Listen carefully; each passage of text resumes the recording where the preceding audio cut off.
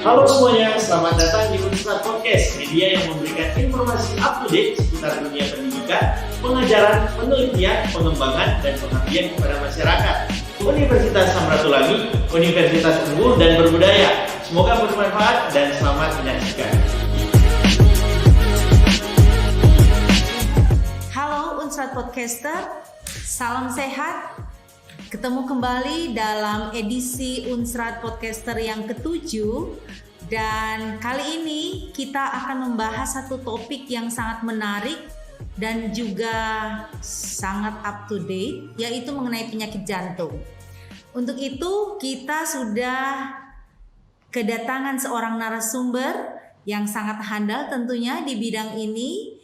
Kita langsung saja ketemu dengan Dr. Victor Yosef, spesialis jantung pembuluh darah.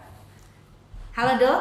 Halo Dr. Grace, senang sekali bertemu. Terima kasih banyak. Kami juga tentu senang sekali ketemu dengan dokter karena hari ini ada banyak pertanyaan yang berkaitan dengan penyakit jantung. Baik. Namun sebelumnya saya mau memperkenalkan dulu Dr. Victor. Beliau adalah staf pengajar di Fakultas Kedokteran Universitas Samratulangi. Beliau adalah spesialis jantung dari Fakultas Kedokteran UI. Dan selain itu juga beliau adalah staf medis fungsional di Rumah Sakit Umum Pusat Profesor Dr. R.D. Kando Manado. Saat ini beliau juga adalah konsultan prevensi dan rehabilitasi jantung Persatuan Dokter Kardiovaskuler Indonesia. Oke Dok, kita langsung saja ya Dok. Baik untuk Dok. bicara dan bahas mengenai banyak hal berkaitan dengan penyakit jantung ini. Siap. Ini mulai dengan yang namanya Marquis Kido. Wah, betul ya. Buat sebagian pemirsa tentunya dan juga kita semua, kita sangat kehilangan seorang atlet bulu tangkis yang sangat handal. Pahlawan bulu tangkis ya. Iya.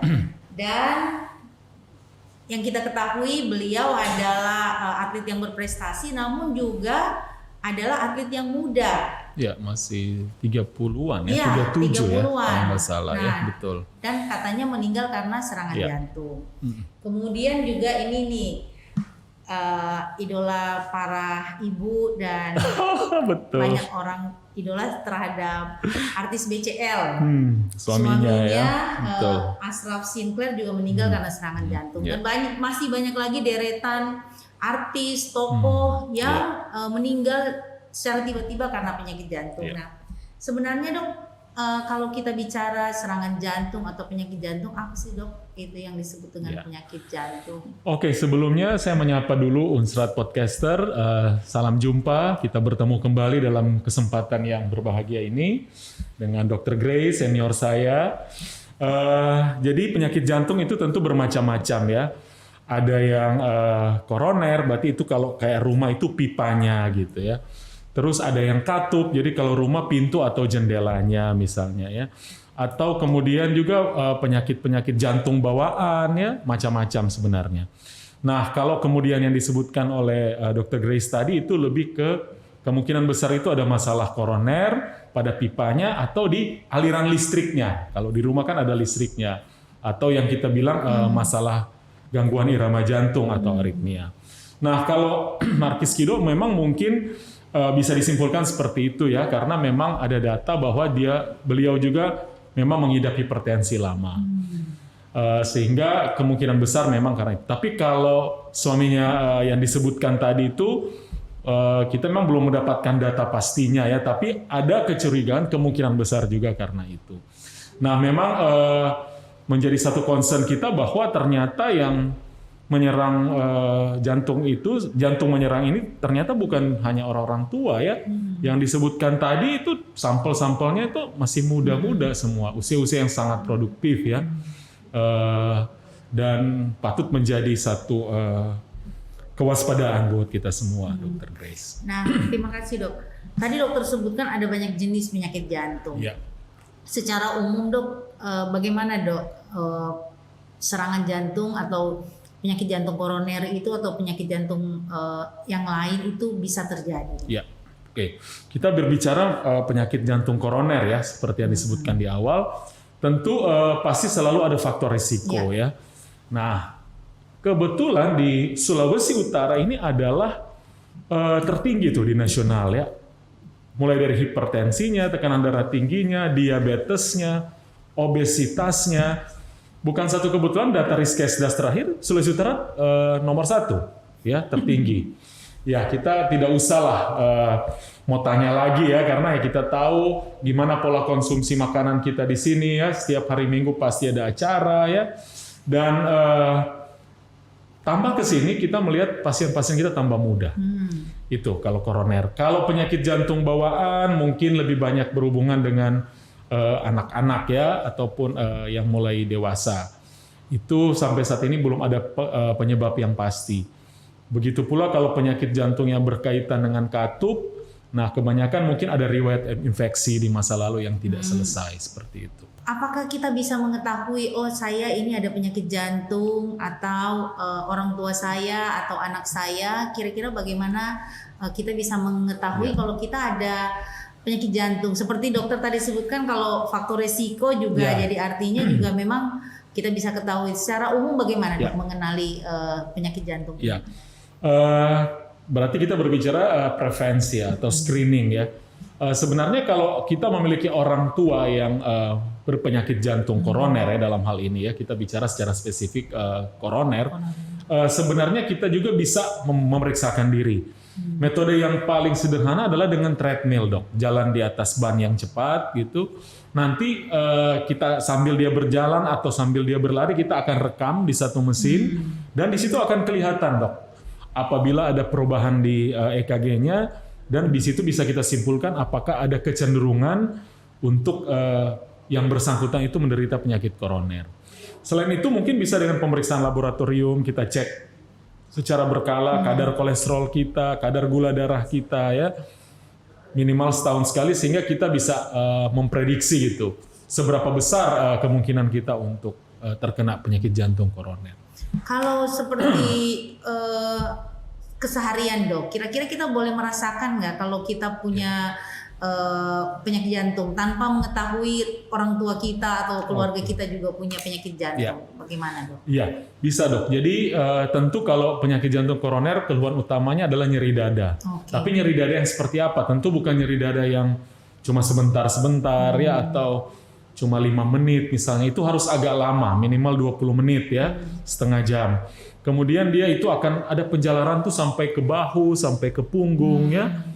Kadang disertai dengan keringat dingin, kadang ada mual muntah ya. Bahkan ada yang sampai biru. Nah, itu berarti ada sesuatu yang serius. Karena tidak semua juga nyeri dada itu jantung koroner kan, bisa saja otot, mah dan sebagainya. Nah, kalau misalnya ada gejala seperti itu ya kita harus segera memeriksakan diri, Dok. Kalau misalnya ada yang saya sebutkan tadi. Iya, oke. Ya.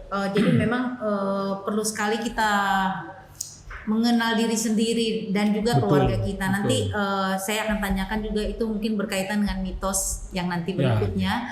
Tapi saya mau tanyakan juga, ini berkaitan kembali dengan faktor-faktor resiko. Ya. Kita tadi dokter sudah menyebutkan khusus untuk di Sulawesi Utara, hipertensi, diabetes itu memang sudah jadi maaf tanda kutip trademark lah karena kebiasaan. Tapi saya rasa bukan hanya di Sulawesi Utara saja atau di Manado, tapi juga di tempat lain, seluruh karena Indonesia, seluruh Indonesia dan bahkan juga data global kan menunjukkan angka kematian karena non-communicable disease ini justru 63 juta ya terakhir dan sekali. 90% itu di bawah 60 tahun gitu. Nah, itu jadi ya cukup mengkhawatirkan ya. Betul sekali dok. Nah sekarang mengenai tadi dokter sebutkan, jadi bukan hanya mitos dok ya, kalau umpama keluarga atau orang tua kita punya penyakit jantung, kita juga bisa berpotensi kena penyakit jantung. Bagaimana dok itu? Ya, jadi dari yang saya sebutkan tadi ya, 36 juta yang penyakit tidak menular itu, nah 9 juta, maaf bukan 90%, 9 juta kematian itu sebelum usia 60 tahun. Dan 17 juta itu karena penyakit kardiovaskuler. Ya, jadi global burden terhadap penyakit ini luar biasa ya. Ya kita bisa bayangkan kalau kita sedang produktifnya ya, kita lagi menjabat satu posisi yang baik, tiba-tiba sayang ya karena kita kurang bisa menjaga kesehatan. Nah kalau tadi maaf, jadi tanyanya tentang sebagian orang menyatakan itu mitos bahwa penyakit jantung itu kalau sudah ada di orang tua kita juga akan ada penyakit yang sama. Bukan mitos, itu jelas ya, itu jelas secara keilmuan dapat dipertanggungjawabkan bahwa kalau kita memiliki orang tua yang mengidap penyakit jantung koroner, maka kita pun memiliki kemungkinan yang sama, yang sangat besar. Dan itulah kenapa disebut penyakit degeneratif, karena itu diturunkan ya. Seperti tadi hipertensi, tekanan darah tinggi, atau diabetes, kencing manis, ataupun kolesterol juga bisa diturunkan. Ada namanya familial hyperkolesterolemia. Ya. Tapi bukan berarti kita tidak bisa mencegah untuk diri kita sendiri. Tidak kan, otomatis. Ya. Seperti orang tua saya misalnya, beliau tekanan darah tinggi, saya tidak gitu. Makanya penting bagi kita untuk mengenali secara cepat supaya kita bisa mengubah gaya hidup. Makanya kan namanya itu dia, Dok. Itu sebenarnya modified risk factor gitu. Jadi bisa dimodifikasi gitu. Nah, ini dia nih. Seringkali orang itu tidak mau check up, tidak mau memeriksakan kesehatan karena katanya nanti semua ketahuan, oh ada darah hipertensi, ada sakit gula. Mending tidak tahu ya. Mending tidak tahu. Padahal kita sudah dengar sendiri bersama bahwa mengetahui resiko masing-masing itu akan lebih baik untuk pencegahan di masa depan. Terima kasih, Dok. Nah, sekarang Dok, apakah mereka yang punya penyakit jantung itu lebih rentan terkena COVID-19? Ya, memang komorbid ya sebenarnya. Jadi kita tahu memang ini satu penyakit baru ya, sehingga kita tahu WHO pun berapa kali harus mengubah-ubah kan rekomendasinya ya. Dan kita semua belajar lagi sebenarnya. Nah, dari berbagai laporan memang komorbiditas itu erat kematiannya dengan erat kaitannya dengan meningkatnya angka kematian ya, dan memang jantung salah satu. Tetapi sebenarnya ini juga berkaitan dengan vaksinasi ya. Kalau penyakit jantungnya terkontrol ya, apapun itu ya, apakah dia penyakit katup, penyakit bawaan, atau penyakit koroner, ataupun penyakit yang berkaitan dengan gangguan irama jantung, sejauh dia terkontrol sebenarnya tidak ada masalah dan bisa dilakukan vaksinasi. Nah, jadi banyak yang bertanya kepada kami, saya sudah pasang ring, saya bisa vaksinasi enggak? Saya bilang bisa, tidak ada masalah. Justru bahaya kalau tidak divaksinasi ya, karena kita tahu biasanya akan cenderung lebih buruk ya kalau sampai terkena ya. Nah, kembali ke cerita kita pertama nih, atlet nih. Betul. Karena banyak orang melihat, mungkin karena juga ditayangkan lebih luas mereka yang kena serangan jantung itu adalah atlet yang muda, kemudian bintang film yang cakep, kemudian orang yang sukses, sehingga ada mitos nih di kalangan orang muda bahwa mendingan tidak usah berolahraga karena ternyata yang berolahraga rutin dan berolahraga berat itu malah kena serangan jantung. Gimana, Dok? Gitu? Ya, ini satu mispersepsi ya. Jadi olahraga itu tidak salah. Bahkan kami dari Perhimpunan Dokter Spesialis Kardiovaskular sangat menganjurkan olahraga. Kenapa? Karena olahraga itu memproduksi zat-zat yang dapat melebarkan pembuluh darah ya. Termasuk merangsang endorfin juga ya. Itu kan menimbulkan rasa senang. Kita selalu habis olahraga itu kita pasti bahagia ya, senang gitu ya. Dan ini tentunya sangat baik gitu ya apabila pembuluh darahnya seperti itu. Nah, yang jadi persoalan adalah ketika kita melakukan olahraga, kita harus yakin apakah kita memang dalam kondisi yang fit atau tidak gitu. Itu yang harus menjadi concern kita.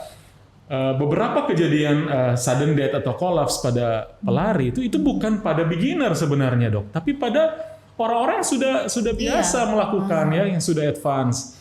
Nah, kadang-kadang kita harus punya punya alertness ya. Jadi satu kesadaran, apakah saya masih sefit yang dulu enggak gitu. Makanya sangat penting bagi para atlet ini juga untuk dia rutin juga memeriksakan diri, walaupun selama ini dia larinya jauh oke saja gitu ya. Jadi penting juga untuk mereka tetap di check up gitu. Apalagi kalau atlet, sebenarnya itu yang setahu saya ya, itu ada pengontrolan berulang itu. Biasanya dari dokter-dokter KONI ya, atau dokter-dokter kesehatan kedokteran olahraga gitu.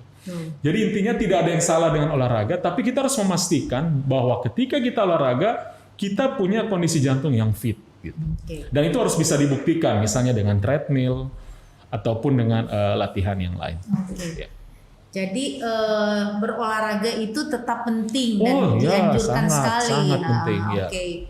Salah satu cara untuk supaya terhindar dari penyakit jantung itu juga harus menghindari stres. Betul sekali. Nah, bagaimana dok sekarang kalau di keadaan seperti sekarang pandemi COVID ini, betul. untuk menghindarkan stres dari pekerjaan yang harus di rumah terus atau mendengar berita-berita mengenai COVID-19, kira-kira banyak hoax yang bertebaran. Belum gitu. lagi hoax, iya dok. Karena kan semua orang sekarang semua informasi semua itu punya jet gitu dia benar. bisa menerima informasi Jadi apa saja. Jadi bagaimana untuk menghindarkan stres berkaitan dengan penyakit jantung ini dok di masa Jadi sekarang? intinya sebenarnya ada 3 ya aspek penting dalam pencegahan penyakit jantung. Yang pertama adalah dengan rajin exercise atau berolahraga. Nah yang kedua adalah pengaturan makanan ya. Kita harus paham bahwa tidak semua makanan itu sehat buat kita ya. Kalau misalnya kita darah tinggi ya tentu garam-garamnya harus kita kurangi ya. Kalau kita misalnya kencing manis, yang manis-manis harus dikurangi. Kalau kita ada kolesterol, yang lemak-lemaknya dikurangi. Sehingga penting bagi kita untuk menyeleksi apa saja yang kita makan. Dan yang ketiga, seperti yang Dr. Grace katakan tadi, adalah mungkin lebih tepat bagaimana kita mengelola stres ya. Tetap selama kita hidup dan bernafas, kita tidak mungkin tidak akan menghadapi stres ya. Tapi bagaimana kita bisa mengelola itu dengan baik, termasuk kecemasan-kecemasan ya, apalagi di masa pandemi seperti ini. Ya, saya ingat di awal-awal itu ya, kita sampai bikin di grup dosen ya, kita sampai bikin semacam satu krisis center ya buat mahasiswa-mahasiswa, karena kita tahu mereka juga menghadapi stres yang luar biasa ya, karena mereka harus terpisah dari keluarga, kemudian harus termasuk adaptasi untuk study from home itu juga tidak semua punya mekanisme yang sama ya dokter ya. Dokter kan sebagai dosen juga ya di FKM pasti paham ya bahwa tidak semua mahasiswa itu bisa beradaptasi dengan cepat gitu ya. Sehingga kita sampai menyediakan satu krisis center dan mengundang mahasiswa yang memang bermasalah atau mungkin dia ada masalah keuangan untuk akses informasi ya untuk pembelian pulsa dan sebagainya. Dan ini tentu menjadi beban juga ya, bisa menyebabkan kita lebih stres lagi. Tapi saya rasa berseiring setahun lebih lah kita ya menghadapi pandemi ini, kita sudah lumayan lebih bisa beradaptasi ya dan mengelola stres dengan baik. Nah, saya suka sekali kalau bicara tentang prevensi. Terima kasih dokter sudah menjelaskan secara luas mengenai pencegahan penyakit jantung ini. Betul. Tadi saya hanya menanyakan satu bagian saja. Nah, bagian kedua yang dokter sebutkan mengenai pengaturan makanan. Iya. Secara spesifik dok, adakah makanan atau suplemen yang bisa membantu menjaga kesehatan jantung? Ya, beberapa penelitian memang menyokong tentang omega 3 ya dok ya. Dan itu sebenarnya tidak harus dibeli dalam bentuk suplemen ya. Kalau kita banyak makan ikan, dan kita di Manado ini ikannya luar biasa gitu ya, banyak sekali ya. Dan memang ada baiknya kita lebih banyak mengkonsumsi ikan saja ya. Ada seorang sejawat ya, internis tuh dia bilang begini, kita katanya kalau mau makan daging ya, daging-daging yang seperti itu nggak usah dimasak di rumah ya, kita nanti tunggu acara aja baru makan. Dia sampai bilang seperti itu supaya kita tidak mengkonsumsi itu sebagai konsumsi harian gitu. Jadi bisa dipandang dalam tanda kutip makanan mewah saja gitu, sehingga kita akan sangat sedikit mengkonsumsi daging-daging yang sangat tinggi kolesterol seperti itu. Beberapa penelitian memang menyokong itu ya, omega 3. Selain itu kalau sayuran atau buah-buahan?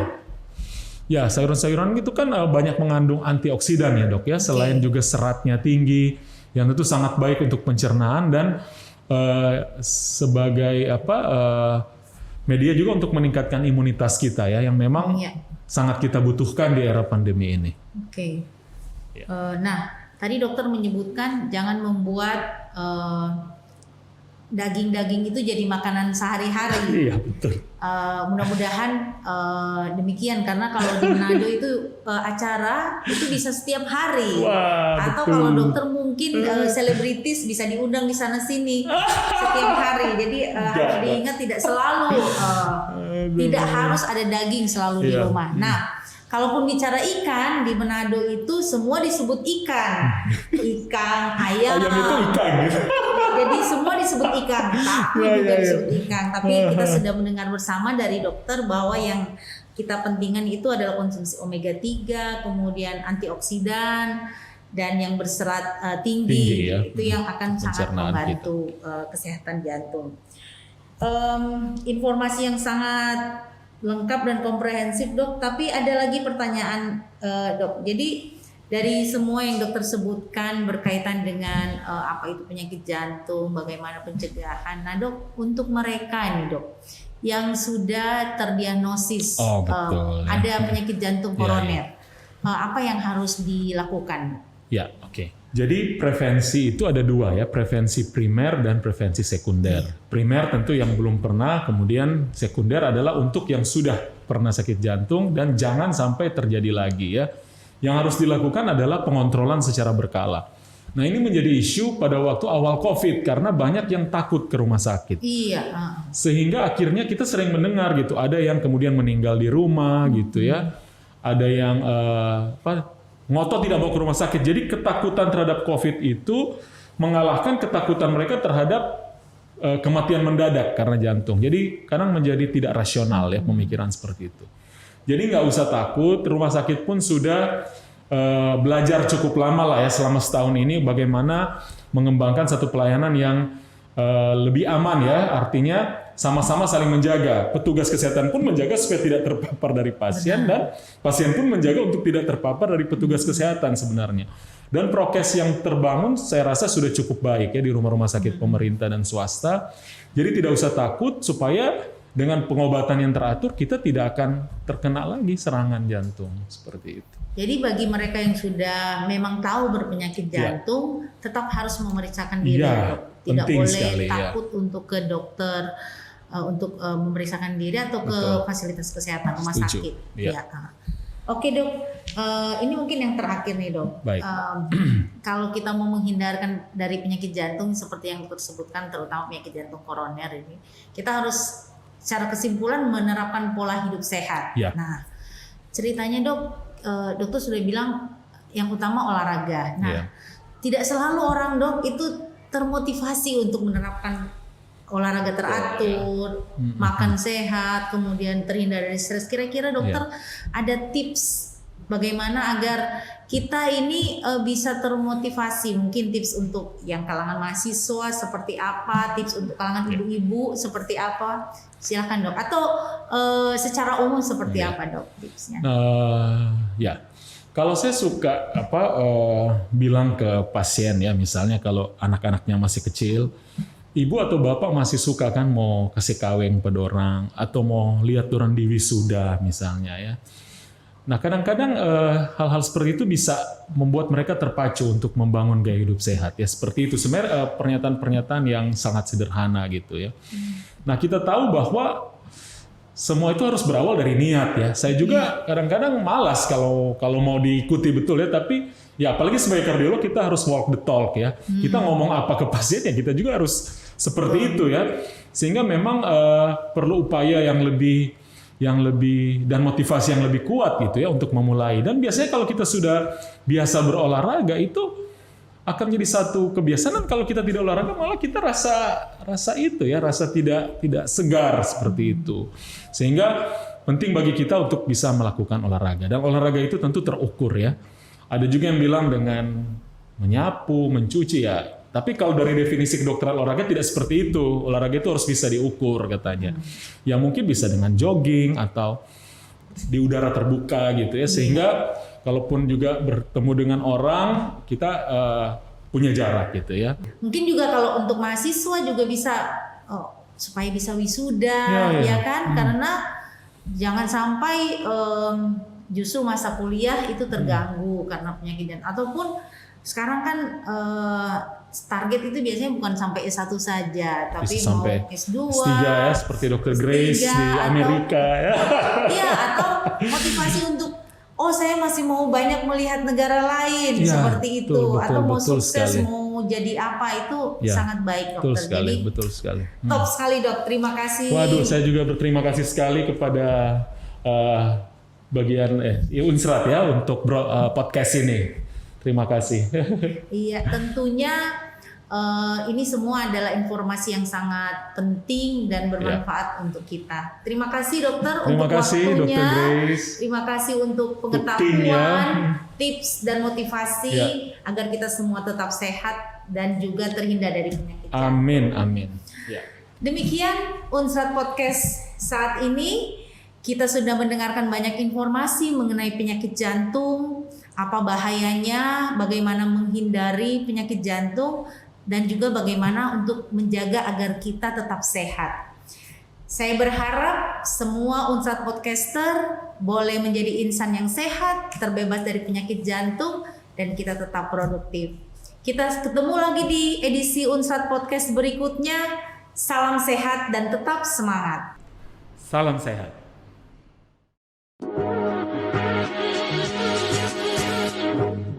Hai, terima kasih sudah menyaksikan Unsrat Podcast dengan setia. Jangan lupa untuk like, komen, dan subscribe. Kalian juga bisa share ke seluruh akun sosial media yang kalian punya. Dan kalian bisa klik juga tombol notifikasi agar kalian tidak ketinggalan video selanjutnya dari Unsrat Podcast. Unsrat, Universitas Unggul dan Berbudaya.